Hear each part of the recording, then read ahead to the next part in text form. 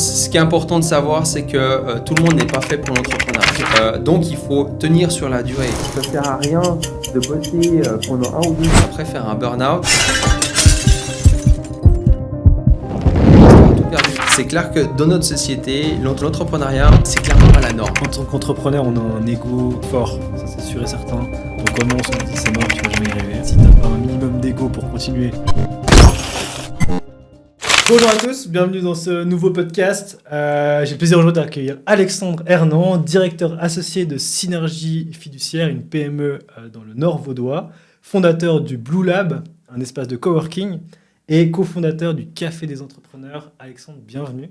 Comment vas-tu ? Merci pour l'invitation. Ça va très bien, ça va très bien. T'as fait bon voyage, trouvé une place de parc Écoute, ouais, tout va bien. Je suis arrivé un peu en retard, mais bon, c'est la reprise. C'est la reprise, ouais. T'étais en vacances, c'est ça ? J'étais en vacances, ouais. Bien profité ?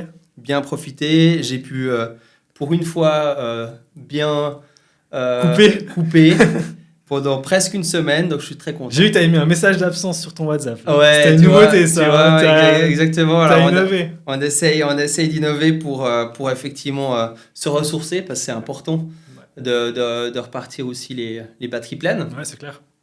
Donc voilà, on fait ce qu'on peut. Ouais, on fait ce qu'on peut.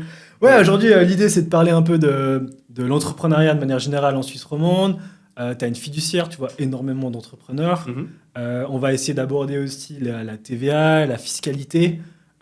J'ai vu que tu faisais des capsules vidéo aussi sur les réseaux sociaux. On peut aussi en parler de ces différentes capsules, l'objectif de ces capsules.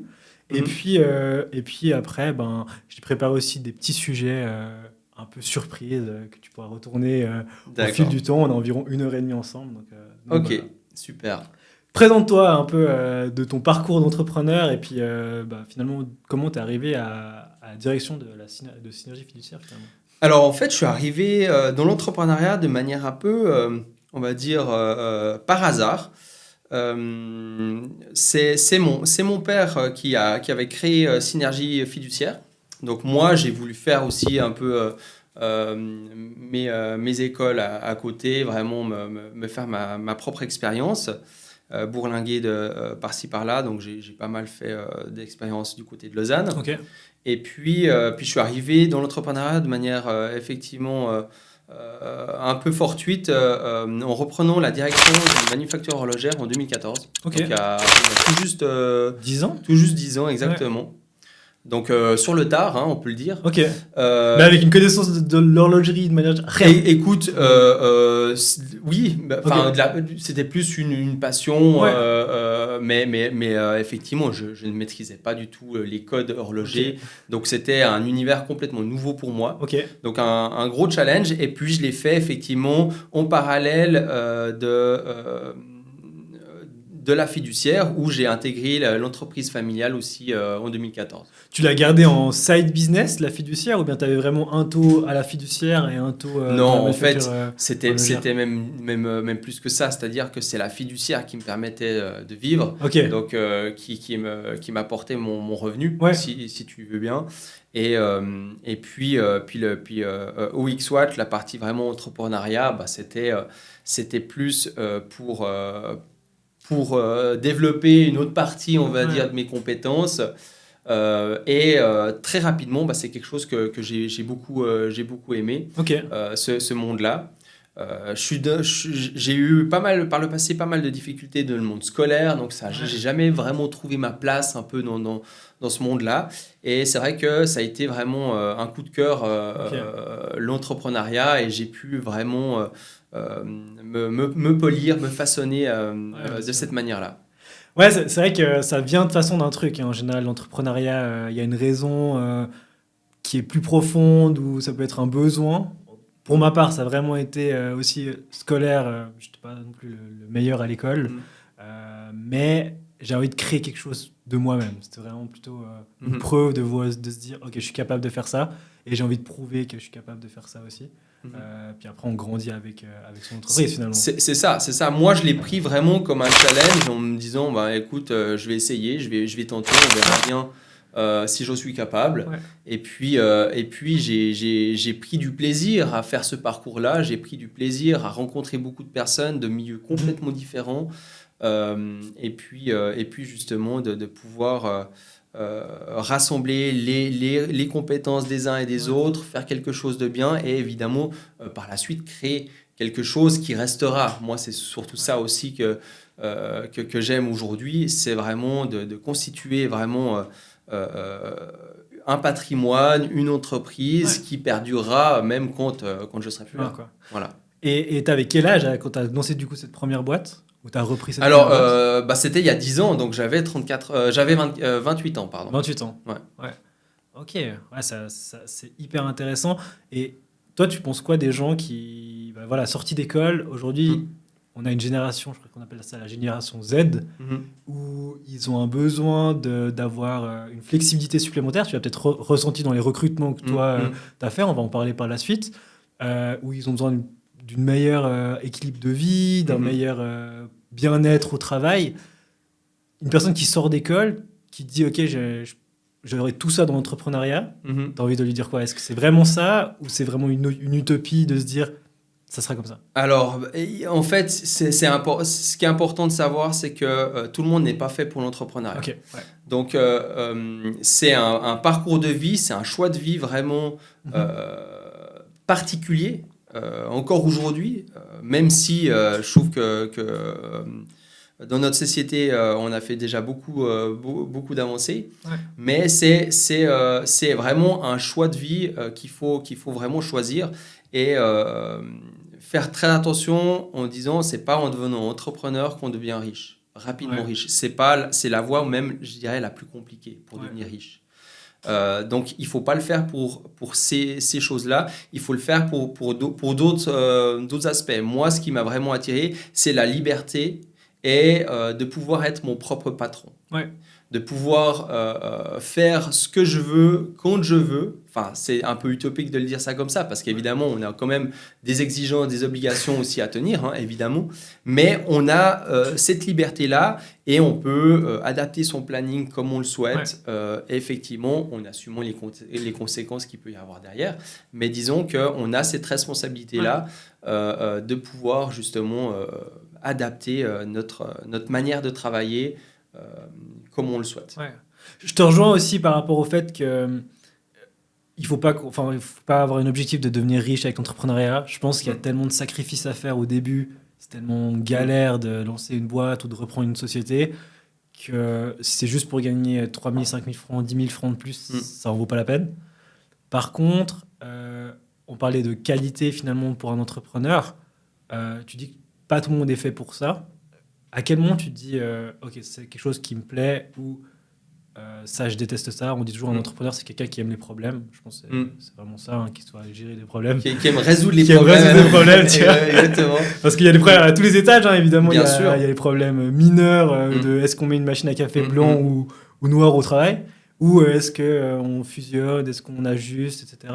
À quel moment tu te dis ça, c'est vraiment fait pour moi, ou non, moi je suis plutôt directeur, j'ai un salaire fixe, gérer des budgets, ça m'intéresse pas. Enfin. Effectivement, pour moi, c'est aussi quelle est la part de risque que tu es prêt à prendre. Donc pour moi, c'est important de trouver son équilibre. Chacun a vraiment un risque minimum ou maximal qu'il peut avoir. Mais c'est important de l'avoir bien en tête parce que être entrepreneur, c'est constamment prendre des risques, prendre des décisions qui peuvent avoir un impact direct sur le développement de ta société. Donc, il faut être conscient de ça. Alors, ça peut être gagnant, ça peut être aussi perdant, mais il faut être conscient qu'on doit prendre des risques en tant qu'entrepreneur. On ne peut pas être entrepreneur et puis ne pas prendre de risques parce que finalement, on ne décolle pas. C'est ça la problématique. Et aujourd'hui, c'est vraiment ça qui est important.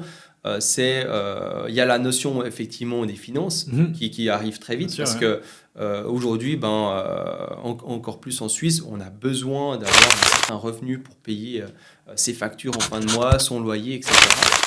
Donc, c'est soit on a une épargne de côté qui nous permet de pouvoir financer ces charges-là pendant 1 ou 2 ans ou 6 mois. Ça dépend du business plan qu'on a pour ensuite se verser ses premiers revenus. Ouais. Mais il faut bien être conscient que ça peut prendre du temps. Ça prend souvent, très souvent, beaucoup plus de temps que ce qui était prévu. Que ce qui était prévu et ce qui était anticipé. Évidemment. Toi, avec ton expérience du coup dans une fiduciaire, on voit sûrement beaucoup des jeunes ou des entrepreneurs qui se lancent. Pour toi, c'est à quel moment un laps de temps où tu dis l'entreprise elle est fiable d'un point de vue charge-revenu? Après combien de temps? Ça dépend beaucoup du business. Okay. Ça dépend beaucoup du business. Ça dépend du fonds de roulement. Moi, ce qui est important, c'est vraiment le fonds de roulement, le cash flow. Okay. Donc, si on commence à avoir un cash flow régulier avec, je sais pas, 10, 20 000 francs de revenus mensuels par mois, là, ça permet effectivement de dire, voilà, là, il y a une assise financière, c'est stable, on arrivera à tenir sur la durée. Ouais. Mais en même temps, il ne faut pas se reposer sur ses lauriers parce qu'il suffit d'un changement de paradigme ou et puis finalement, après, tout peut s'écouler très rapidement. Moi, j'ai toujours en tête l'entreprise Kodak qui n'a pas vu la vague du numérique arriver. C'était numéro 1 dans les années 80-90 et aujourd'hui elle n'existe plus parce qu'elle a clairement loupé ce virage-là. Et donc ça veut dire que il faut toujours être à l'affût. Ouais. Donc ça c'est aussi pour moi extrêmement important pour un entrepreneur, c'est d'avoir cette curiosité-là, de voir qu'est-ce que font les autres. Quelles sont les nouvelles technologies qui vont arriver sur le marché qui pourront aider à te développer ou à développer ton entreprise. Et ça, c'est important. Il faut vraiment avoir cette vision-là permanente pour voir finalement qu'est-ce qui pourrait te servir plus tard pour aider ta société à prendre des parts de marché, à grossir, etc. etc. Ouais. On parle beaucoup de l'IA aujourd'hui. Et c'est clair qu'il y a eu un engouement réel à ce niveau-là. Maintenant, on voit que y a pas, les retours ne sont pas forcément ceux espérés ou ceux escomptés qu'on avait il y a encore 1 année ou 6 mois. Donc, ce qui est important, c'est vraiment de pouvoir d'être conscient de tous ces éléments-là, de pouvoir rapidement les tester sur le marché. Et puis de voir s'il y a un réel intérêt pour les implémenter dans ta structure. C'est vrai que l'IA, il y a 1 an ou il y a 2 ans, quand le premier GPT est sorti de manière chatbot, c'était devenu incroyable. On s'est dit, OK, ça va remplacer certains jobs. Et en fait, récemment, j'ai lu un article qui disait que on a une technologie qui est exceptionnelle, mais on ne sait clairement pas l'utiliser. Ça veut dire qu'aujourd'hui, on a plein de choses qui permettent, avec cette IA, qui permettent de faire des tâches qu'on n'arrive même pas à imaginer parce qu'on ne sait pas les combiner avec d'autres choses. J'ai vu par exemple une automatisation. Donc, il y a pas mal d'automatisations qui se font maintenant entre les IA et les différentes applications qu'on a. Certains utilisent Microsoft Outlook, d'autres utilisent Google Drive, Google Sheet, etc. Et en fait, c'est une application où tu prends ta photo.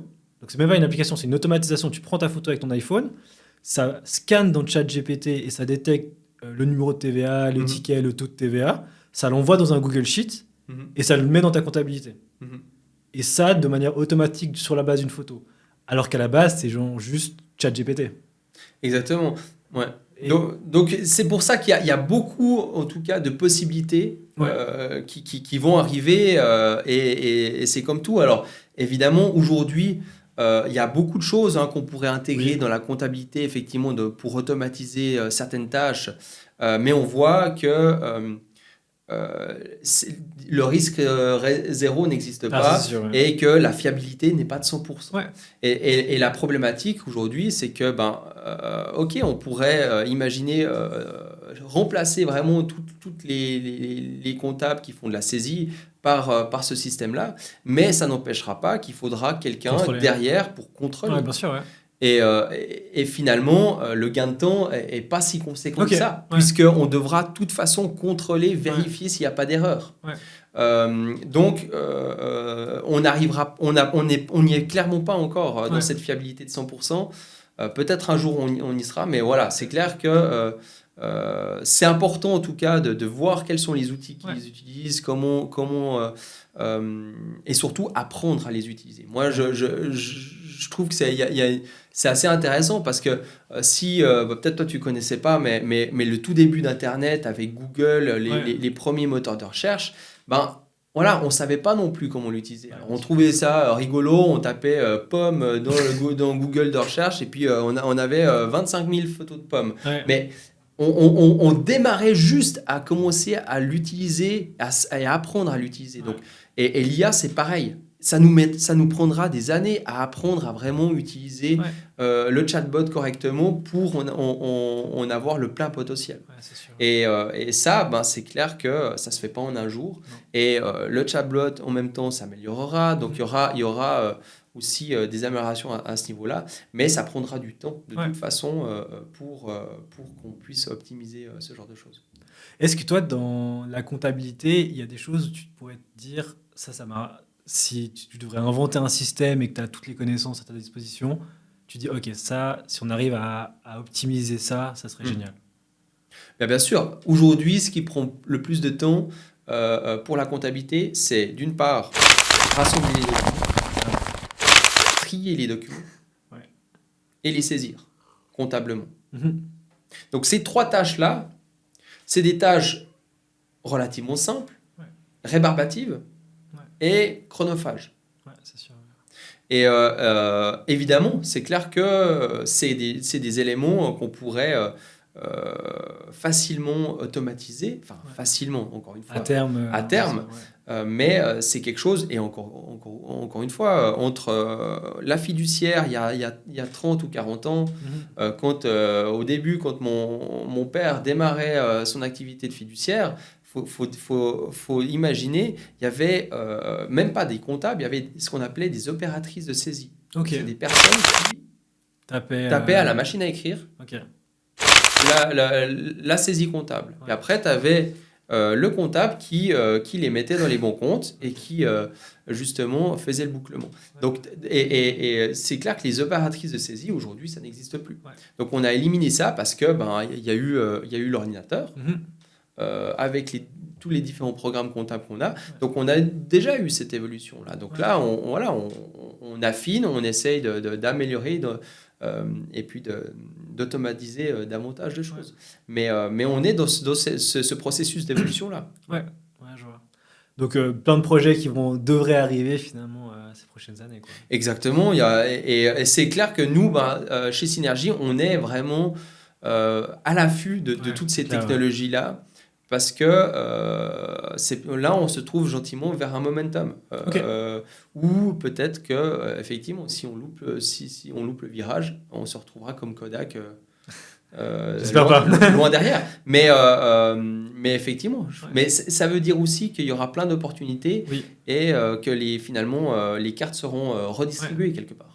Est-ce que tu trouves aussi, je ne sais pas, dans ton secteur, en tout cas dans le mien, c'est comme ça, dans l'agence marketing, c'est que je me retrouve dans un entre-deux entre une génération qui connaît pas du tout les réseaux sociaux et Internet et tout ce qui se passe pour leur entreprise, et ça a toujours fonctionné au bouche à oreille, et une génération qui est complètement là-dedans et qui a envie de plus, en fait. Exactement. Donc, et peut-être des documents, toi, tu as la même chose, ou tu as peut-être des drives, tu travailles avec d'autres choses.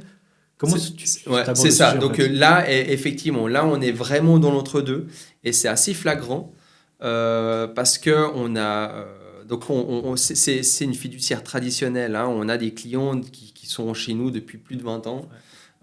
Et pour la plupart de ces clients-là, ils sont à un âge avancé et plus proche de la retraite.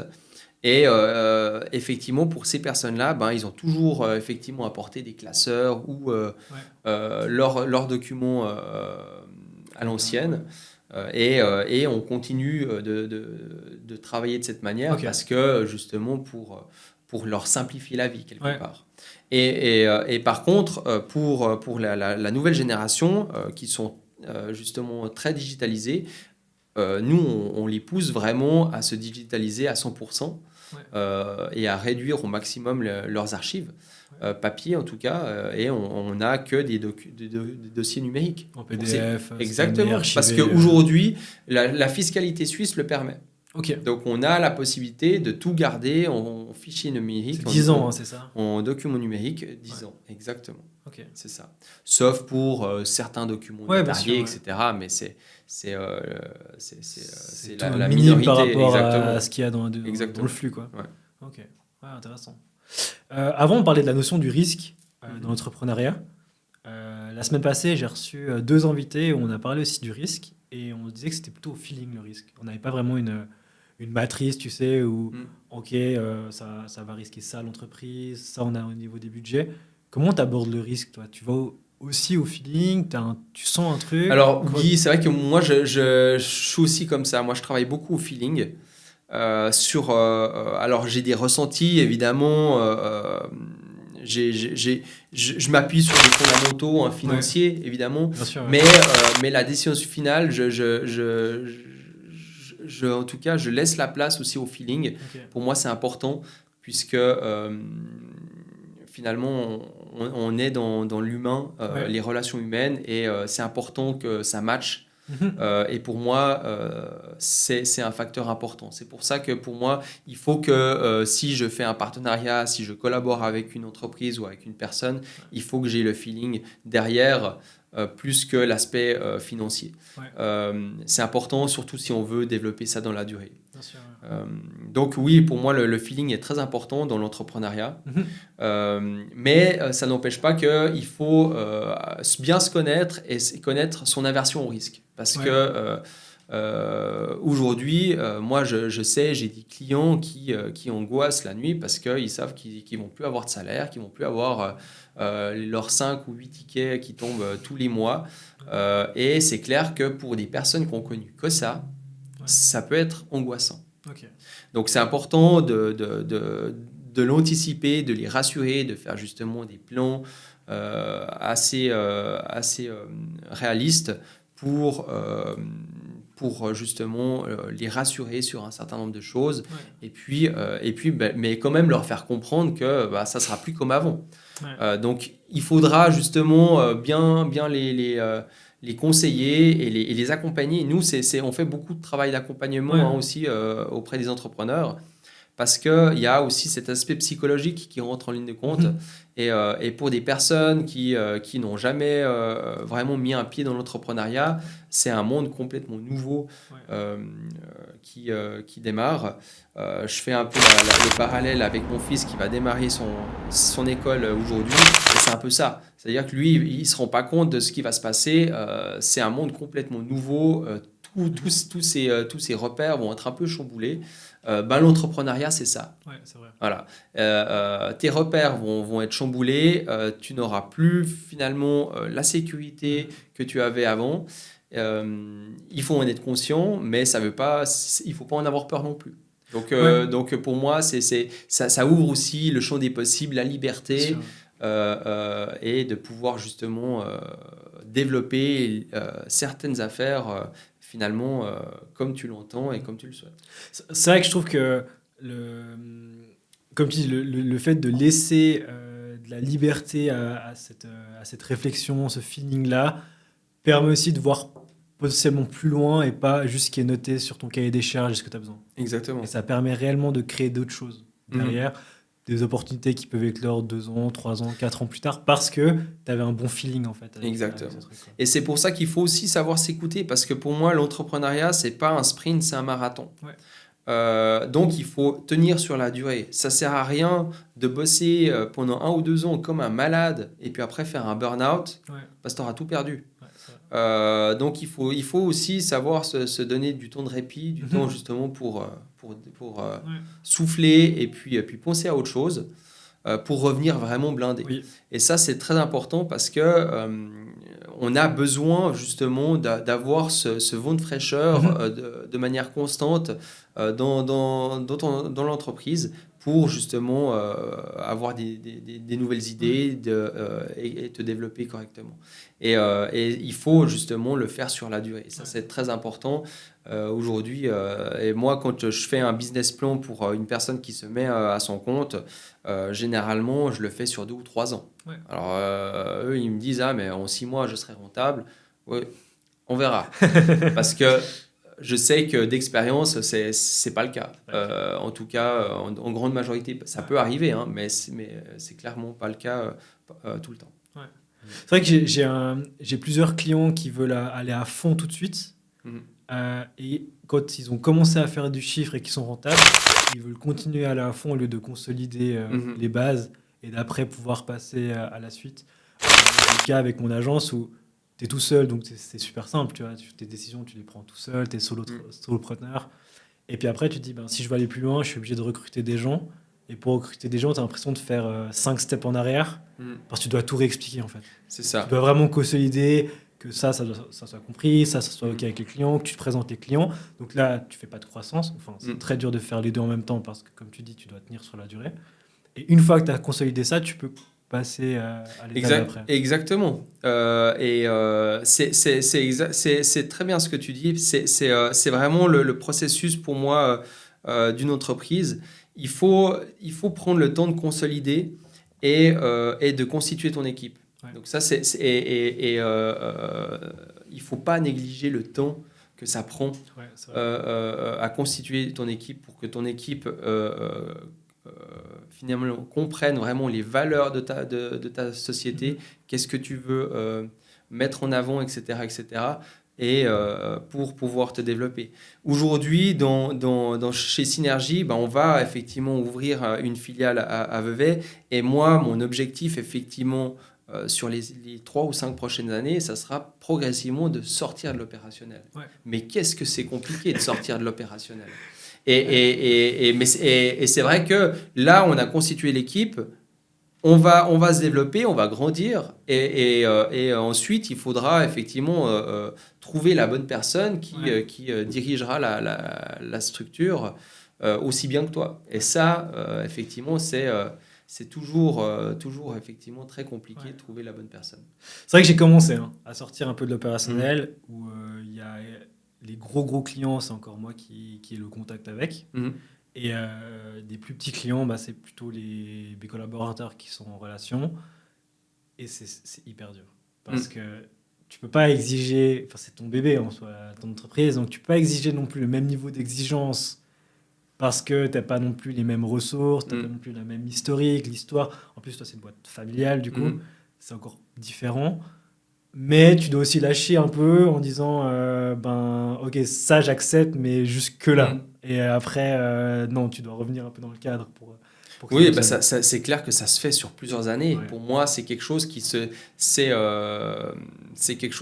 vraiment, qui s'anticipe longtemps à l'avance pour qu'il y ait une transition vraiment en douceur. Ouais. Ça, c'est très important parce qu'il faut pas négliger la qualité du service. Non. Donc, effectivement, il faut, tout en sortant de l'opérationnel, que la qualité elle soit maintenue, reste identique.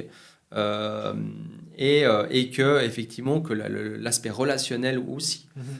Donc c'est clair que ça se fait vraiment pas en un jour. Non. Il faut vraiment pouvoir le préparer longtemps à l'avance. Mais voilà, ça aussi, je trouve que c'est un joli challenge de pouvoir justement dire voilà, dans 5 ans. La société, je peux prendre 3 mois de vacances, la société elle tourne, j'ai aucun problème, quoi. Ouais. Et ça, c'est clair que c'est vraiment un objectif qu'on a aussi de notre côté pour ces prochaines années. Ouais. Tu parlais de vacances, justement, le fait de sortir de l'opérationnel. Comment tu vis les vacances quand tu sais que tu as 5-6 collaborateurs derrière Alors, tu checkes tes mails, tu te dis ok, je fais une coupure. Alors oui, alors là exceptionnellement, on a fait vraiment une coupure d'une semaine. Donc pendant une semaine, j'ai pas répondu. Donc c'est la première fois, tu dis exceptionnel, c'est une des premières fois que tu... Ouais, c'est la première fois depuis 2019. Wow, ok. Ouais. Mais pendant une semaine, j'ai pas répondu ni aux mails, ni au téléphone. J'ai laissé gérer mon équipe. Ouais. Okay. Alors, ce qui est assez rigolo, c'est que j'en ai eu beaucoup la première semaine, les 2-3 premiers jours. Ok. Et après, ça s'est estompé. Ah ouais. Ils ont compris. T'as eu un pic et après tu te dis ok, bon, il est pas là. Mais oui, mais je pense qu'il faut le faire parce que c'est important aussi de comprendre que finalement tu as une équipe derrière, donc tes clients qui ont l'habitude de te voir on a des collaborateurs donc ils sont aussi compétents, Sûr, ils peuvent répondre à leurs questions et ils font avancer aussi, ils assurent un suivi de toute façon, hein. Donc ça c'est important. Ouais. Et nous, c'est clair que voilà, je suis animé par l'entrepreneuriat, j'aime faire ce que je fais. Ouais. Donc c'est clair que on va tout de suite un petit peu voir, ah oui, il y a ça a avancé, etc. Donc ça arrive, effectivement. Ce qui est important, c'est qu'il ne faut pas que ça bouffe, ça te bouffe de l'énergie dans tes journées de vacances, quoi. Mais oui, ça m'est déjà arrivé d'être à la plage et puis de répondre à des mails, évidemment, c'est clair. Ouais, je pense que j'en parlais la semaine passée dans un podcast. Je pense que quand tu choisis l'entrepreneuriat, tu dois faire un deuil sur les vacances où tu coupes tout. Enfin, ça fait partie du deal de j'ai choisi cette voie-là, je peux m'organiser comme je veux, mais j'ai plus. Quand tu fermes un ordinateur quand tu es salarié, et tu reviens dans 2 semaines, tu es inatteignable pendant 2 semaines. Je pense que c'est vraiment dur, surtout quand tu as des postes comme la direction d'une boîte, quoi. C'est clair. Surtout, pour moi, c'est ce qui est effectivement compliqué, c'est quand tu es seul. Parce que quand tu es seul, finalement, t'es pas au boulot, il n'y a rien qui avance, quoi. Ouais. Donc c'est la première étape. Et c'est pour ça que pour moi, c'est important de pouvoir consolider cette étape-là et d'embaucher. Ouais. Et ça, c'est une période aussi assez compliquée parce que tu embauches souvent quelqu'un qui a un bien meilleur revenu que toi, ce que tu te verses. Donc toi, tu te verses des peanuts et tu arrives à dégager 4 ou 5 000 balles pour ton premier employé. Donc c'est clair que c'est un moment de consolidation, mais c'est important de le faire si on a vraiment la volonté de pérenniser la boîte. Il y en a beaucoup que je connais aussi qui dit « Ah, mais moi, je suis consultant, je veux être seul, je veux pas embaucher. Et puis je fais mon petit chiffre d'affaires, tranquille, tout seul, et ça me suffit. » Voilà. Puis je sais que tous mes clients, ils savent que pendant 2 ou 3 semaines en été, il ne faut pas m'appeler, et puis voilà. Mais ça arrive aussi. Donc après, ça dépend aussi de nouveau. Quelle est la vision qu'on a, quel est l'objectif qu'on se donne sur 2 ans, sur 5 ans, sur 10 ans.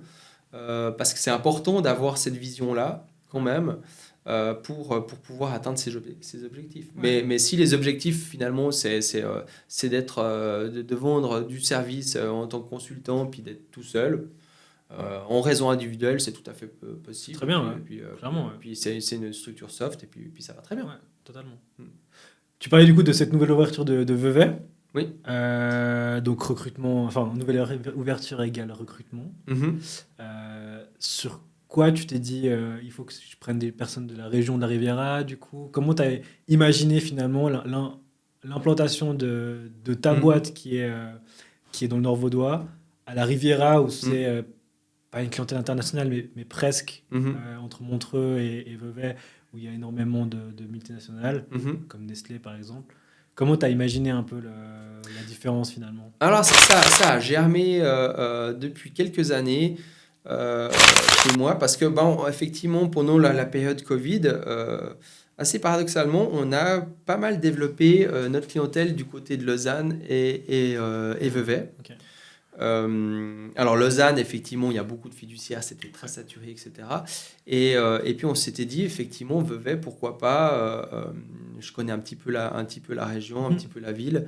Et aussi, ce qui a donné le déclic, c'est que notre responsable de mandat qui travaille avec moi à Yverdon vient d'emménager à Vevey. Donc il avait vraiment c'est vraiment les planètes qui s'alignent. effectivement l'envie de déménager à Vevey, c'est ce qu'il a fait cet été. Et du coup, c'est lui qui reprendra la direction justement de l'agence. Okay. Donc ça s'est fait finalement naturellement comme ça. Et puis, on va évidemment renforcer l'équipe d'Yverdon et de Vevey avec 2 postes. Effectivement. Tu avais déjà un pipe finalement de clients à Vevey qui étaient suivis à Yverdon, que tu transfères à Vevey, ou bien tu as souhaité engager des personnes qui avaient peut-être déjà des connaissances pour ramener aussi une clientèle sur Vevey? Alors Alors, c'est un peu des deux. C'est-à-dire qu'on avait déjà une clientèle vraiment du côté de Lausanne et Vevey, qui a été aussi en parallèle bien développée par Bastien, justement, qui lui vient de cette région-là, hein, plutôt de Morges initialement. Et c'est clair que lui, il avait un très bon réseau de ce côté-là. Et toute cette clientèle-là, justement, sera rattachée maintenant à partir de Vevey, à Vevey. Mais c'est clair qu'on a aussi en parallèle une connaissance, c'est un ami de longue date avec qui j'ai fait l'armée, qui lui a un très bon réseau sur Vevey et avec qui on va collaborer aussi dès le mois de septembre. Ouais, donc finalement, il y a vraiment un tout qui s'est bien construit et tout allait vraiment bien s'aligner pour l'ouverture. Exactement, donc ça s'est fait vraiment de fil en aiguille comme ça, mais c'est vraiment un travail sur plusieurs mois, hein, parce que on a vraiment démarré le process il y a presque une année. Ok, ah ouais, c'est un projet d'1 an, quoi. Effectivement, pour avoir les locaux, pour bien constituer déjà une équipe, voir un peu les mandats qui seront transférés, de quelle manière on allait collaborer. Donc tout ça s'est fait effectivement ces derniers mois. Ok. Et ouverture du coup 1er septembre ? Ouverture, officiellement 2 septembre, c'est un lundi. C'est juste. Le 1er septembre, c'est un dimanche, mais oui, ça sera notre ouverture officielle. Et puis, il y aura une inauguration aussi qui va arriver aussi début septembre. Tu le fais le vendredi 13 aussi ? Je sais pas encore. Je sais pas encore, mais voilà, en tout cas, il y aura quelque chose qui sera prévu à cet effet. Je te dis ça parce que j'ai inauguré un nouveau salon de coiffure à Sierre, du coup. Et on a fixé le vendredi 13. On s'est dit, vas-y, on fait la chance, le côté un peu... Mais oui, alors le vendredi 13, nous, on a une sortie d'équipe avec, et puis le shooting. Ouais. Et c'est certainement qu'on le fera dans ces eaux-là aussi, un petit peu avant, un petit peu après, on verra. Ok. Top. Et puis du coup, Yvernon, donc le responsable de mandat va donc sur Vevey. Oui. Et donc tu vas trouver un nouveau responsable de mandat. Exactement. Là, du coup, une nouvelle personne va nous rejoindre aussi début septembre, qui remplacera numériquement Bastien à Yvernon. Et puis on cherche encore un aide comptable du côté de Vevey. Ok. Voilà. Ouais. Et ça, on n'a pas encore trouvé la personne. Donc là aussi, s'il y a des personnes qui sont intéressées... J'ai peut-être quelqu'un, si tu veux. Voilà, avec plaisir. Avec plaisir, je te transmettrai. Ok, merci en tout cas d'avoir partagé tout ça. J'ai préparé quelques cartes. On peut faire une petite pause et puis tu peux tirer n'importe quelle carte. Souvent, il y a un mot derrière. Et puis, si tu as une anecdote ou autre... Alors, on va regarder. Le risque. Non, on a parlé un peu déjà. On a parlé du risque, effectivement. Mais pour moi... ça, c'est quelque chose à ne pas négliger dans l'entrepreneuriat. Ouais. Encore une fois, le risque et surtout le risque qu'on est prêt à prendre. Moi, je suis dans le domaine de la finance. J'ai appris aussi cette notion du risque en boursicotant. J'ai pas mal eu la volonté de tester un peu le marché, des actions. L'appétence au risque un peu. Voilà, donc c'est pour moi. Et c'est important d'avoir cette notion-là. Parce que c'est un effet de levier pour moi, le risque. C'est un effet de levier qui peut être très important pour la réussite et le succès de l'entreprise. Moi, je pense qu'aussi, le risque, on l'a évidemment, le premier qu'on pense, c'est le risque financier. Mais je pense qu'il y a tout le risque relationnel que tu as autour de toi, d'entrepreneuriat. Moi, j'ai la chance d'avoir une compagne qui comprend réellement le fait que si je ne viens pas au lit à 22h ou 23h en même temps qu'elle et que je dois travailler plus tard, c'est compréhensible. Mais il y a un risque réel d'incompréhension là-dedans où les gens ne peuvent pas se comprendre et se disent non, en fait. Ça c'est vrai, ça c'est quelque chose de très important. On n'a pas encore parlé, mais c'est clair que dans notre société, l'entrepreneuriat est encore un peu, on va dire, pas mal vu, mais on va dire c'est clairement pas la norme. Ouais. Et que ça soit dans la famille ou dans son cercle d'amis, il y a des personnes qui ne comprennent pas pourquoi on a choisi ce choix-là. Pourquoi tu fais ça alors que tu gagnes 2000 balles par mois, alors que si tu travailles en banque, mais tu serais à 10 ou 15 tickets. Ouais. C'est ça qui est pour ceux qui ne sont pas initiés justement à l'entrepreneuriat, ont de la peine à comprendre. Et c'est extrêmement important d'avoir un cercle d'amis et de la famille qui nous soutiennent dans cette démarche-là. Moi aussi, j'ai la chance d'avoir ma compagne qui travaille avec moi, donc qui connaît aussi l'entrepreneuriat en long et en large. Et c'est clair que d'avoir un soutien comme ça, c'est extrêmement précieux parce que aussi, ce qui est un peu avec le risque, pour moi, l'entrepreneuriat, c'est aussi douter. Oui, c'est vrai. C'est douter. Je sais pas toi, mais moi, je doute en permanence. J'ai besoin de douter. Et j'ai besoin aussi de demander conseil. Et il faut avoir justement un bon entourage pour que ces personnes-là puissent te donner des bons conseils au bon moment. Et avoir un soutien psychologique parce que l'entrepreneuriat, c'est des montagnes russes. C'est clair, mentalement, il faut s'accrocher parce que on peut signer un contrat exceptionnel, c'est la fête, on est aux anges, et puis 3 heures plus tard, tu as une mauvaise nouvelle qui tombe, et puis là, tu es en fond du bac. Tu peux pas payer ça à la fin du mois. Voilà, et c'est exactement ça. Et c'est important d'être soutenu dans ces moments-là, parce qu'on a besoin d'un soutien. En tout cas, moi, personnellement, j'ai besoin d'un soutien, et j'ai un soutien énorme à la maison, effectivement. Et c'est pour moi très important. Et ça fait partie de la réussite. Oui, totalement. Je pense, en fait, ce doute-là, moi, je l'assimile à la remise en question constante. Clairement. De se dire, je pense qu'en tant qu'entrepreneur, on a un ego qui est fort, ça c'est sûr et certain, dans le sens où quand on commence, on dit c'est mort, tu vas jamais y arriver. C'est un peu la phrase bateau que tout le monde a, mais si t'as pas un minimum d'ego pour continuer, tu t'arrêtes. Mais c'est vraiment cette remise en question de est-ce que ce que je fais actuellement est juste, ou est-ce que ce que j'ai toujours fait actuellement jusqu'à maintenant est toujours juste. Et puis ça vient avec ce doute-là qui arrive du coup, en disant ok, peut-être que je dois changer ça, mais si je change ça, je prends un risque de... Bien sûr. Et tout est lié finalement entre ce cercle-là. Donc je te rejoins complètement sur le fait que le soutien amical et cercle proche est hyper intéressant, mais il est intéressant après. Quand tu te lances, il faut pas les écouter. Ouais, bien sûr. C'est vraiment le côté où t'as cette protection, tu sais, d'une mère. Bon, t'avais un père qui était entrepreneur, mais c'est cet ami proche qui veut bien que tu ailles bien. Exactement.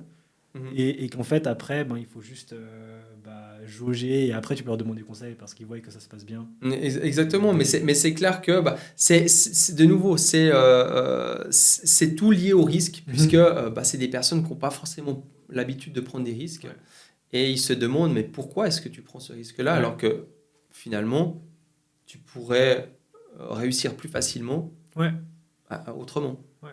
Et donc c'est pour ça que pour moi l'entrepreneuriat, c'est vraiment, il faut aimer l'aventure, il faut aimer le parcours. C'est ça.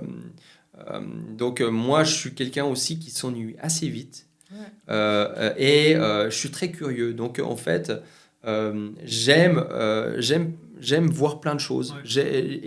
Et aussi dans l'aspect coworking, lorsque j'ai fondé le coworking, c'est d'être en permanence proche des entrepreneurs de milieux complètement différents, qui m'a finalement enrichi. Parce que quand on prend le café avec ses collègues de bureau, on parle soit des loisirs, soit du job, mais ça reste un peu un cadre comme ça. C'est un écosystème un exactement. peu qui est là, Alors que là, j'ai pu côtoyer finalement des architectes, des entrepreneurs quasiment de tout horizon, des horlogers extrêmement pointus, des génies dans leur domaine, et c'est des personnes extrêmement intéressantes et inspirantes. Donc pour moi c'est quelque chose effectivement de très très intéressant, Et le coworking m'a beaucoup appris aussi sur l'entrepreneuriat parce que finalement, le coworking, c'est rencontrer des entrepreneurs tous les jours. C'est exactement ce qui me plaît dans l'agence, en fait. C'est qu'avant, je faisais du commerce seul dans ma chambre, donc tu es tout seul devant ton ordinateur. Et avec l'agence, tu découvres plein d'entrepreneurs à différentes échelles. Tu peux avoir l'indépendant qui débute et qui fête son premier client, ou à la moyenne entreprise, moi je fais jusqu'à 50 collaborateurs en général, et à moyenne entreprise qui tourne déjà bien et qui a besoin d'une stratégie plus poussée, mais l'échange, il est sensiblement le même en fait. Tu as l'impression que tu parles la même langue et tu parles des mêmes choses, tu parles du même environnement. Ouais. C'est ça qui est finalement intéressant. Mais du coup, c'est très bonne tradition pour le café des entrepreneurs. Du coup, c'est quelque chose que tu as voulu mettre en place avec des associés pour redynamiser un peu la région du Nord vaudois par rapport à ce réseautage, c'est ça ? C'est ça. C'est qu'effectivement, après avoir fait... avoir bourlingué dans l'entrepreneuriat avec Wixwatch, fondé le Blue Lab Coworking et puis repris la direction de Synergie Fiduciaire. Ça fait beaucoup, hein. Oui, je l'ai pas fait en même temps. Ouais. Donc ça s'est fait par étapes, évidemment. Mais je trouvais que c'était important de créer quelque chose pour maintenir le réseau. Parce qu'aujourd'hui, pour moi, c'est aussi ce que j'aime énormément dans l'entrepreneuriat, c'est rencontrer du monde, des personnes de tout horizon extrêmement intéressantes qui ont des parcours très différents les uns des autres. Et de pouvoir justement créer un réseau d'entrepreneurs de notre région pour justement s'entraider, parce que pour moi c'est ça, c'est vraiment les accompagner, les conseiller, s'entraider de manière mutuelle, et puis voilà, s'ils ont besoin je sais pas, d'un électricien, je peux leur donner un nom, etc. Enfin, pour moi, c'est quelque chose d'extrêmement important et ça se base sur la confiance. Ouais. Donc, tous mes rapports professionnels se basent vraiment sur la confiance. C'est quelque chose de très important. Et pour moi, c'est encore une fois, le café des entrepreneurs, ça faisait aussi un petit moment que ça me trottait dans la tête. On a mis longtemps à constituer l'équipe. Mais là, on a lancé ce réseau-là depuis le mois d'avril cette année et on est très content. Ouais. Tu me disais, une jolie success story dans le sens où la première séance, vous attendiez 10-15 personnes et vous en avez eu 30 ou 40 presque. Oui, on était plein. C'est-à-dire que... Tu pouvais pas accueillir plus, quoi. Voilà, par rapport aux locaux, c'était même très limite, on va dire. Mais voilà, ça fait partie du jeu et au contraire, il faut prendre ces aspects positifs puisque ça veut dire que là on a tapé sur quelque chose, on voit qu'il y a de la demande, quoi. On voit que aujourd'hui les gens ne sont pas satisfaits finalement des réseaux ou des clubs business qu'il y a aujourd'hui. Ils ont envie d'avant nouveau, d'avant frais, quelque chose. Et puis voilà, c'est un peu dans ce sens-là qu'on souhaite aller. Moi, ça fait 3-4 ans que je suis dans l'entrepreneuriat, donc j'ai pas vécu finalement ce changement un peu de réseautage en Suisse. Mais on dit toujours que la Suisse, c'est quelque chose qui est très fermé. Les gens sont plutôt aiment bien rester entre eux. Toi, comment tu l'avais évolué finalement ce réseautage productif finalement ces 10 dernières années d'entrepreneuriat? Effectivement, paradoxalement, il a très peu évolué. Ok. Il y a énormément de réseaux qui travaillent quasiment de la même manière qu'il y a 10 ou 20 ans. Donc, et c'est vrai que la Suisse, si on regarde au niveau européen, la Suisse, c'est quand même très conservateur. Donc les changements s'opèrent, mais beaucoup plus difficilement et moins rapidement. Exactement. Mais on voit que ça commence à bouger, qu'aujourd'hui, la nouvelle génération, justement, ont aussi beaucoup plus de facilité ou d'accès à l'entrepreneuriat. C'est juste, et ils ont cette volonté aussi de vouloir réseauter, mais sous une autre forme. Oui. Et puis, moi, j'étais aussi un peu dans ce sens-là. Je n'étais pas finalement satisfait ce que je voyais, ou de ce que je faisais comme réseautage. Et j'avais envie de quelque chose voilà, où je pouvais être moi-même. Ouais. J'avais envie de ne pas être là à chaque fois à me lever, donner des cartes et puis serrer des mains sans savoir finalement quelle est la personne derrière. J'avais finalement envie d'être moi-même et puis prendre du plaisir à réseauter. Ouais. C'est important. Ouais, clairement. Et dans l'entrepreneuriat, dans le travail qu'on fait tous les jours, si on ne prend pas du plaisir dans ce qu'on fait, on ne va pas tenir. Non, c'est sûr. C'est vrai que le problème, moi, que j'ai rencontré dans ces différents clubs de réseautage, c'est que je suis très mauvais en small talk.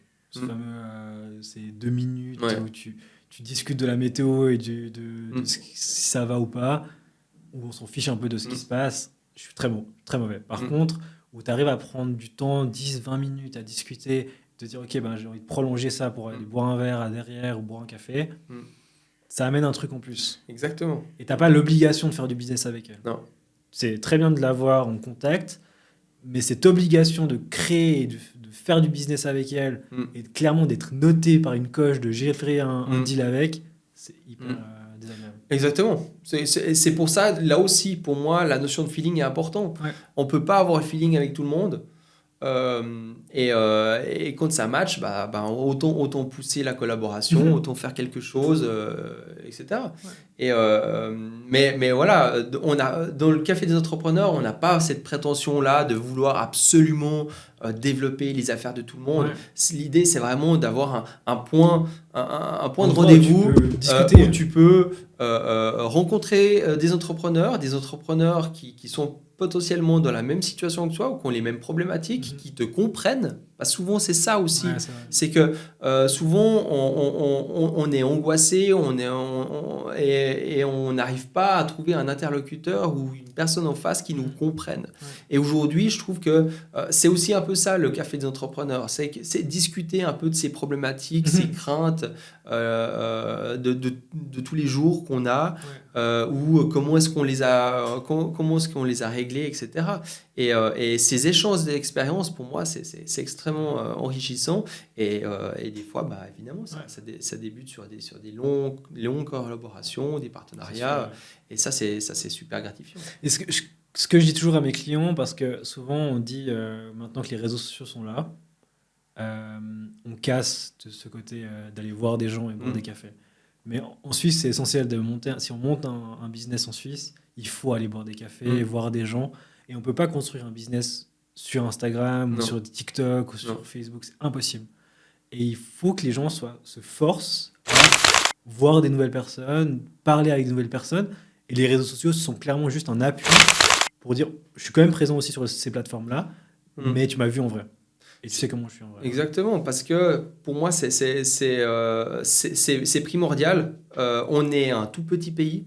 En plus de ça, il y a la barrière de la langue aussi qui rentre en ligne de compte. Donc, on n'a pas un marché de 300 millions de personnes comme on pourrait avoir aux États-Unis. Tu sors un produit et puis tu blindes au niveau marketing et puis là, tu fais des ventes d'enfer. Ouais. En Suisse, c'est différent. Ça ne veut pas dire que c'est plus compliqué.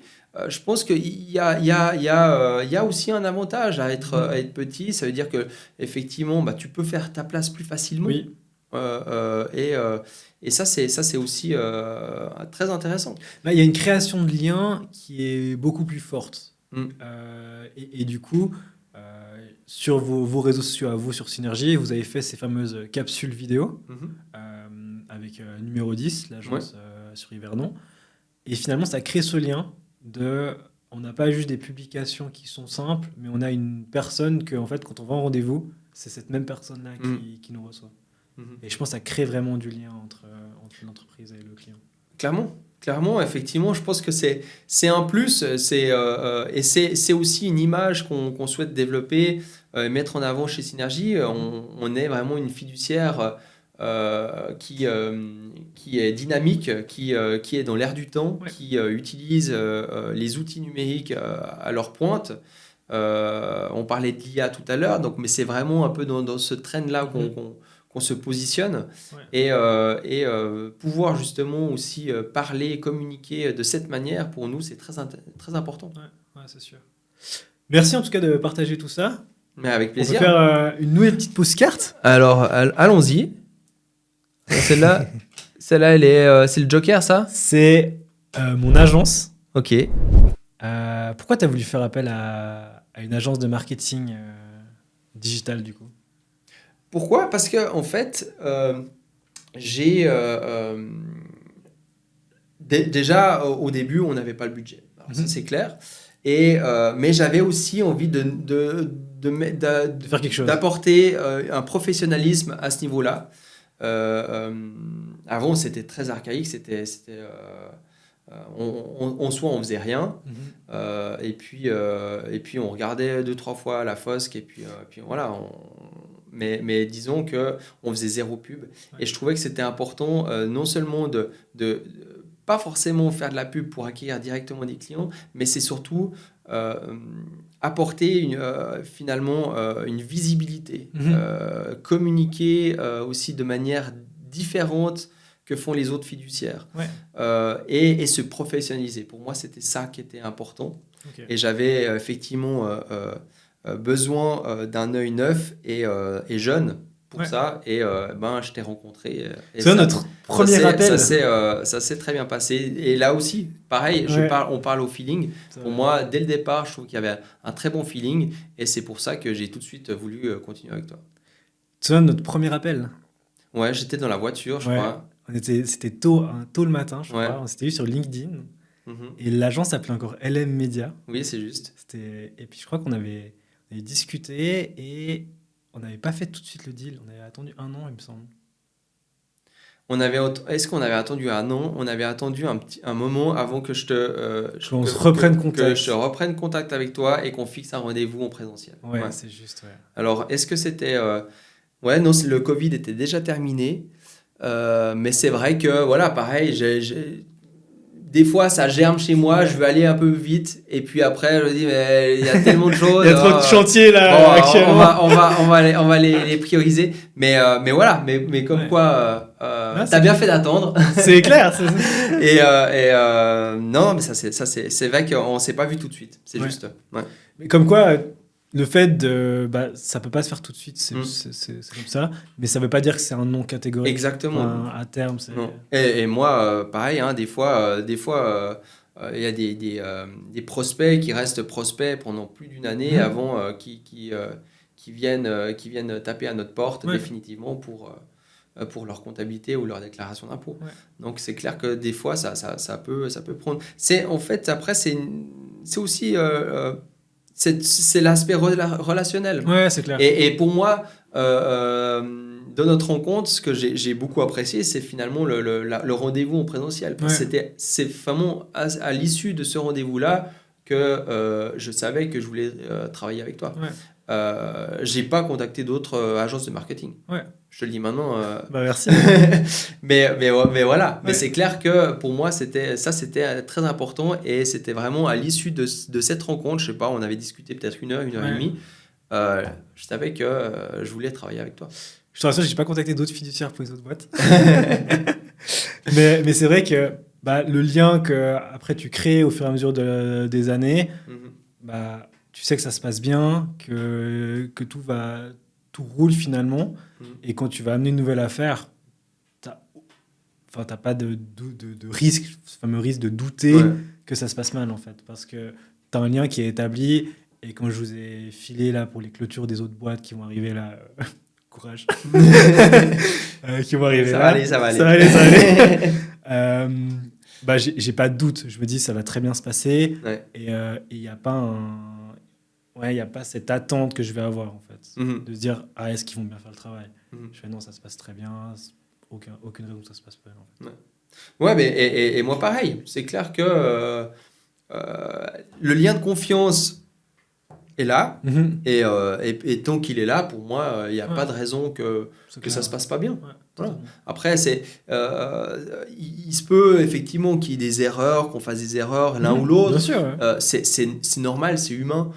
Et ce qui est important, c'est toujours être honnête vis-à-vis de ça, et finalement, mais ça va en rien détériorer notre relation. Et c'est ça qui est important.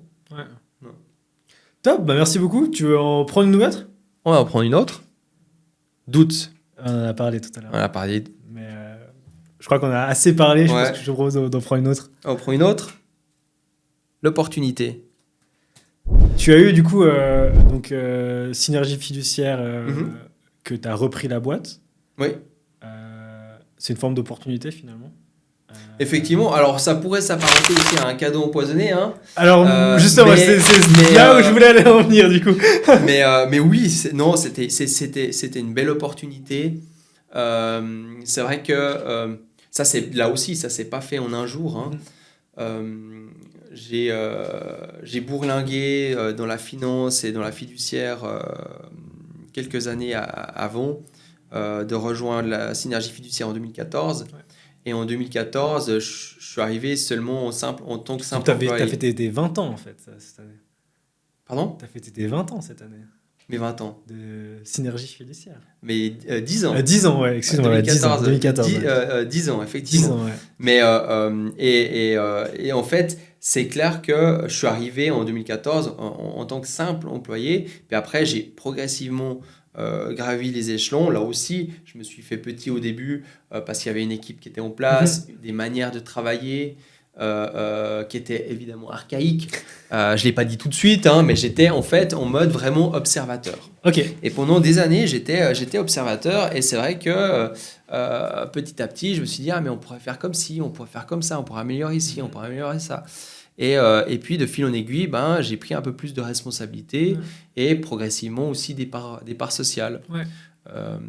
Jusqu'à atteindre effectivement les 50%. Les autres 50%, je les ai offertes à ma compagne. Okay. Comme ça, on est 50-50 dedans. Ouais. Et puis, c'est clair que ça s'est fait progressivement. Mais toujours aussi dans un rôle bienveillant de mon père en tant que mentor. Il était là aussi pour me conseiller ou me dire comment gérer certaines crises, certaines choses que je n'avais pas l'habitude de faire. Mais du coup, là, on parle donc d'une reprise de société. Je pense personnellement, plus dur de reprendre une société que de créer à notre image directement.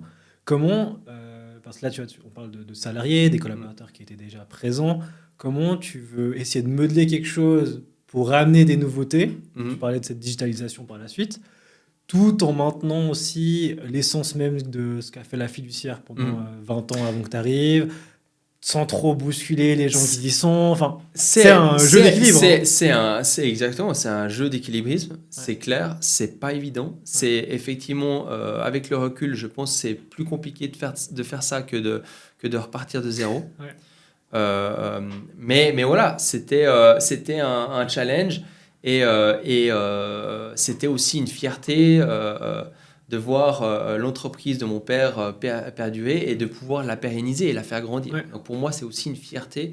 Donc pour moi, j'ai jamais eu finalement l'idée ou l'envie de dire mais non, mais je trace et puis je recommence depuis zéro. Parce que c'est mon père qui m'avait mis aussi ici et voilà, et par respect et par fierté j'ai voulu justement continuer. Mais c'est vrai qu'on a eu énormément de chemin parcouru depuis cette date-là pour justement améliorer les process, notre façon de faire, intégrer les différents outils numériques pour justement rester performant et concurrentiel. Donc de 2014 à 2019, c'est ça? 2004, de 2004, tu dis? Pour cette transition de reprise progressive. Exactement. Alors, en 2020, en juin 2020, j'ai repris la direction. Okay. Et c'est à ce moment-là que j'avais 50%. En fait, j'ai grappillé 10% chaque année depuis 2015, je crois. Ok. Voilà. Ouais. C'est ça. Et mais ça s'est fait vraiment progressivement et c'est vraiment en 2019 qu'on a enclenché plus rapidement on va dire le virage numérique où on a vraiment fait un travail de dingue au niveau des archives, à tout digitaliser, notre manière de travailler aussi. On travaillait de manière beaucoup plus hybride, nomade, avec des dossiers cloud, etc. Okay. Donc c'est clair que ça s'est fait de cette manière. Et on a vraiment appuyé sur l'accélérateur à partir de 2019. Ouais. Juste avant le Covid, quoi. Exactement, mais là c'est aussi, on a eu, dans l'entrepreneuriat, il faut aussi avoir un peu de chance, mais on a eu beaucoup de chance avec le Covid, puisque comme on a enclenché ce virage numérique au mois d'octobre 2019, tous nos collaborateurs étaient dotés d'un laptop et pouvaient travailler depuis chez eux à la maison. On pouvait faire un peu de télétravail, de coworking, etc. Donc moi, j'avais voulu aussi proposer ça à notre équipe. Donc en amont, en fait. En amont du Covid et du confinement qu'on a connu. Mais c'est clair que là, on peut le dire, j'ai eu le nez fin. T'as eu le nez fin, là, t'as senti le truc. Écoute, c'est beaucoup de chance, mais c'est clair que voilà, ça nous a beaucoup facilité la vie, on va dire. Ça vit comment une fiduciaire en Covid ? Eh ben nous, on l'a en fait vécu relativement bien. Okay. C'était une période où on a eu des charges de travail phénoménales. On a eu énormément de travail. Okay. Et on a pu répondre à la demande finalement. Et continuer à travailler. Parce qu'il y a beaucoup de fiduciaires, effectivement, dès qu'ils étaient confinés, ils n'avaient plus de manière de travailler. Alors que là, chaque collaborateur avait leur laptop, avait un dossier cloud, donc on pouvait, avec une connexion Wi-Fi, travailler depuis n'importe où. Okay. Donc on a continué à travailler, et c'est vrai que c'était une période très stressante pour nos clients, parce qu'il y avait énormément de questions. Des crédits Covid. Là, des crédits Covid. En fait, on avait, dès le départ, j'ai créé une hotline pour répondre à toutes les questions, 1 ou 2 heures par jour. Okay. Et puis on pouvait m'appeler pendant et puis ça c'était aussi gratuitement, je le faisais gratuitement. Puis ça nous a permis aussi de nous faire connaître. Tu génères des leads incroyables. Et voilà. Donc là c'est clair qu'on avait fait ça et ça avait bien fonctionné. Mais on avait une équipe aussi derrière qui était capable de pouvoir assurer le suivi à distance grâce justement à ce système qu'on a mis en place, parce qu'il y a eu énormément de charges de travail supplémentaires avec tout ce qui est crédit Covid, ça va encore, mais les RHT, je sais pas si tu te rappelles. C'était par rapport aux employés. Voilà, c'était le chômage technique, salaire, exactement. Donc, typiquement, tous ces éléments-là, c'est nous qui le faisions. Donc, pour toutes les entreprises qui avaient des salariés, qui les mettaient effectivement en RHT, pour récupérer les indemnités, effectivement, il fallait pouvoir faire des documents. Puis, c'était évidemment des documents chronophages où personne ne comprenait rien. Évidemment très complexe, sinon c'est pas drôle. Et ça nous a pris effectivement beaucoup de temps. Et là, tu avais une équipe qui était équipée par rapport à ça. Tu as dû engager des freelances ou des personnes pour comprendre. Non, alors c'est... Ou finalement, c'est tes heures à toi qui se sont dit... C'est beaucoup pour tout l'aspect RHT, effectivement, c'était moi qui m'étais renseigné au préalable et j'avais formé effectivement une collaboratrice par rapport à ça. Ouais. Mais on était, c'était principalement moi qui faisais les RHT. Okay, mais à l'époque, on avait aussi beaucoup moins de clientèle.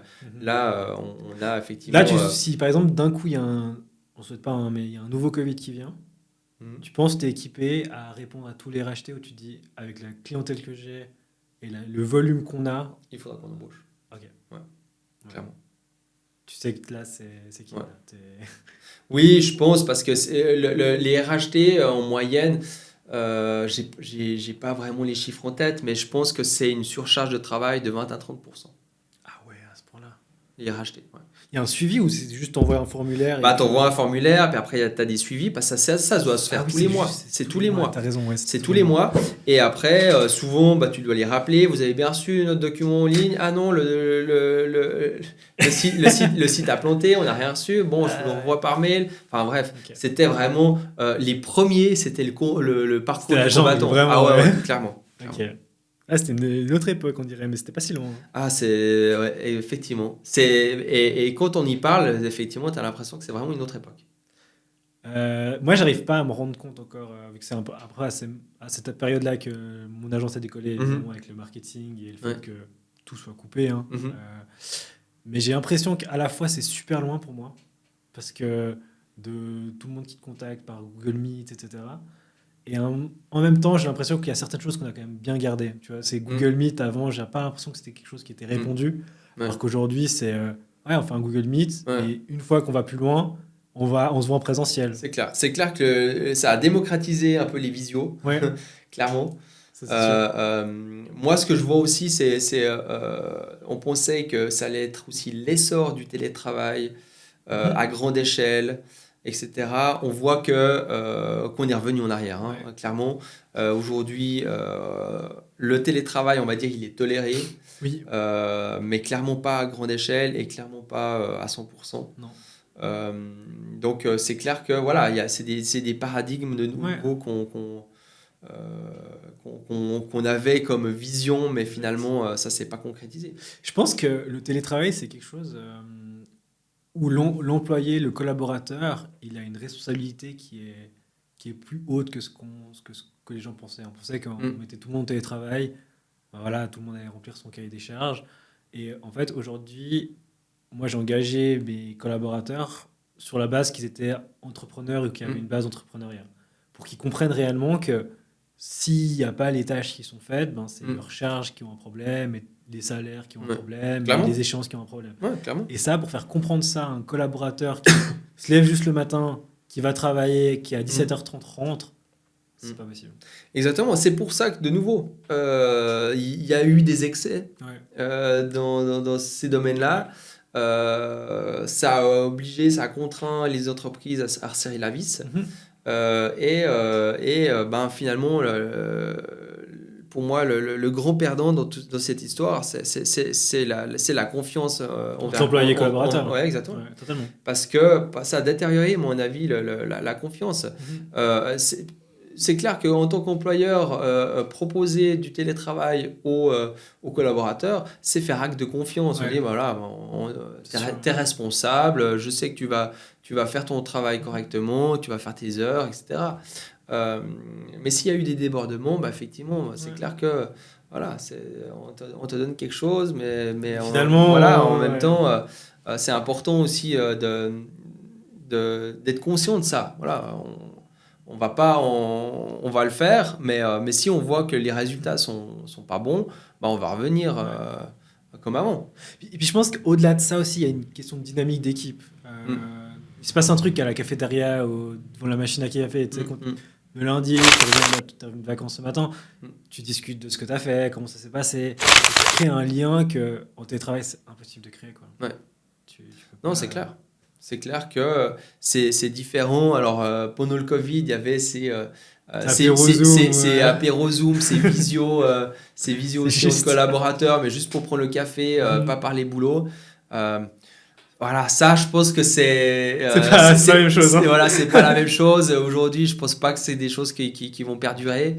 Euh, mais, euh, mais ça a renforcé l'humain. Oui, c'est Aujourd'hui, vrai. on voit que, voilà, ben on a aussi avec l'essor de l'IA, l'automatisation, ben on n'est pas des robots et Mhm. on est des êtres humains et c'est important voilà, de sociabiliser. Ouais, c'est clair. L'aspect relationnel est très important Ouais, totalement. pour le bien-être et la performance, Ouais, c'est sûr. clairement. Ouais. Il en reste deux. Allons-y. L'équilibre. L'équilibre, ça, il y a plusieurs sens. Moi, je l'ai pensé surtout dans le côté vie privée, vie professionnelle, surtout Mm. l'entrepreneuriat qui est compliqué. Mhm. Toi, en plus, tu as des enfants. Ouais. Comment tu gères ça? Bah écoute, chacun a son équilibre différent Mhm. les uns des autres. Moi, j'ai la chance de travailler avec ma compagne, donc c'est vrai que ça arrive des fois qu'on parle de boulot pendant les vacances ou quand on est à la piscine, ou peu importe, c'est clair que ça peut arriver.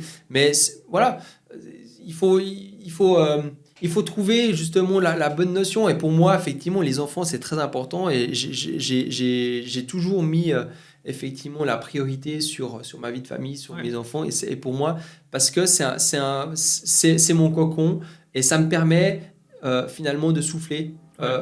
Et ça me permet de perdurer et c'est important pour moi, extrêmement important. Donc c'est pour ça que quand je suis avec mes enfants, je suis à 100% avec mes enfants. Donc ça, c'est téléphone à côté. C'est très important. Alors c'est vrai que ça peut arriver qu'il y ait quelque chose, une urgence ou quoi.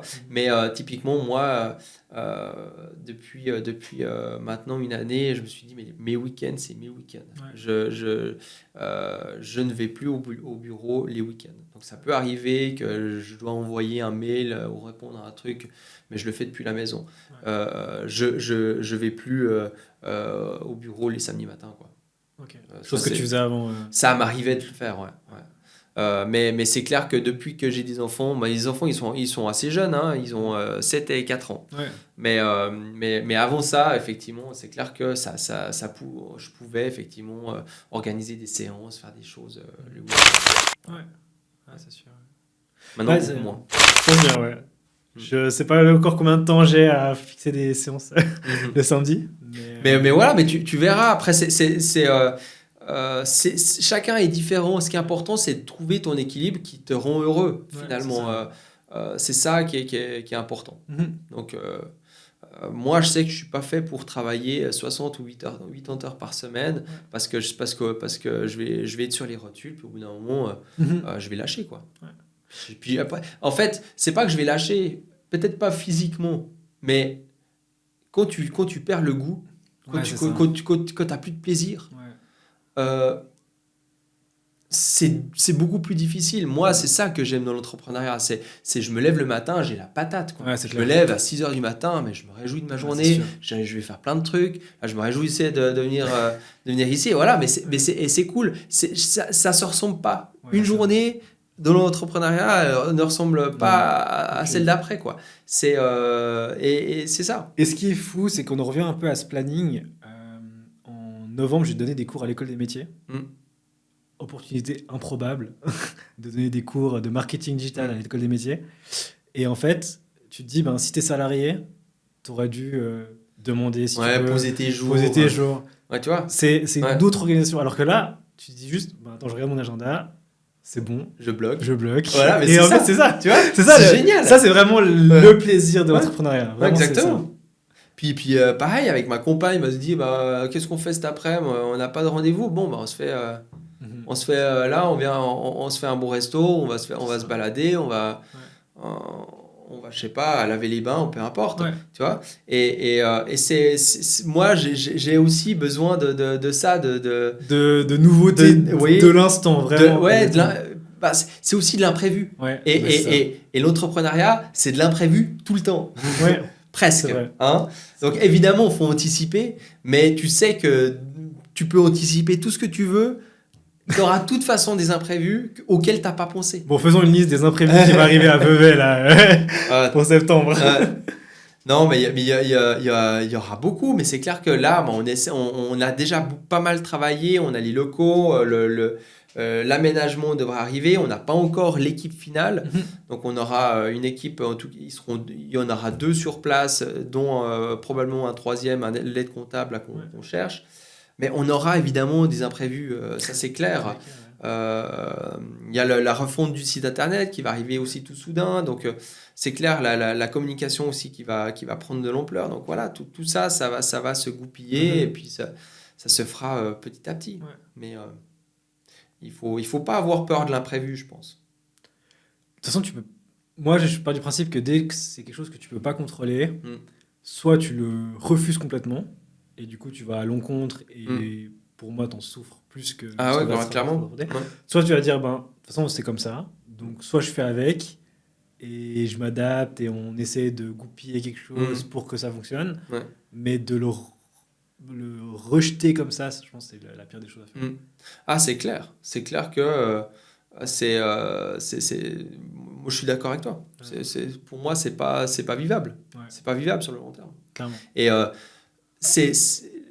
l'entrepreneuriat, c'est aussi avoir du plaisir à sortir sa zone de confort. Ouais. Donc, mais justement, c'est ce plaisir-là qui est dur à expliquer. Ouais. Moi, j'adore ça, tu vois, de sortir de ma zone en disant vas-y, je prends un risque. Au pire, je me prends un bon mur et tant mieux. Mais j'ai kiffé faire ça. C'est un peu comme Jean-Claude Duss. Oublie que t'as aucune chance. Ouais. Vas-y, fonce. Vas-y, fonce, exactement. C'est ça. C'est exactement ça. Et c'est ça. Puis après, voilà, tu relativises, quoi. Ouais. Tu te dis, au moins, j'ai essayé. Ouais. C'est ça l'entrepreneuriat. T'as le mérite d'avoir essayé, exactement. Voilà. Top, il en reste une. Allez, la dernière. Le succès. On dit toujours l'entrepreneuriat, enfin moi dans mon entourage, hello, comment tu vas? Ça va la boîte? Et en fait, on se demande rarement si toi-même tu vas bien en fait dans ta boîte. Moi, le succès, je le mesure à est-ce que je vais bien, et ça rejoint ce que tu as dit tout à l'heure. Je me lève tous les matins, je suis super content de me lever, et ça pour moi, c'est un succès d'avoir réussi à créer cet écosystème-là. D'autres, c'est j'ai réussi à faire X de chiffre d'affaires par mois. D'autres, j'ai réussi à onboarder 20 clients ce mois-ci. La semaine passée, j'ai un client qui louait des châteaux gonflables. Il disait mon succès, je le mesure à le nombre de sourires qui sautent sur le château gonflable. Toi, tu mesures à quoi le succès C'est difficile. C'est difficile. C'est aussi, pour moi, c'est un sentiment personnel dans le sens où je suis fier. Ouais. Je commence gentiment à être fier de moi. Ouais. C'est rare et j'ai pas l'habitude de me le dire. Okay. Mais oui, le chemin est encore long. Mais je trouve que voilà. T'as construit un truc, t'es fier. Oui, exactement. Et ça, je le dois énormément aussi à ma compagne qui me soutient énormément dans ce processus-là. Ouais. Mais c'est important, effectivement, de fêter ses succès, de fêter ses victoires. Ouais. Parce que il y a aussi des grosses déceptions. Et c'est important de pouvoir justement tourner la page rapidement et se focaliser sur un autre objectif, etc.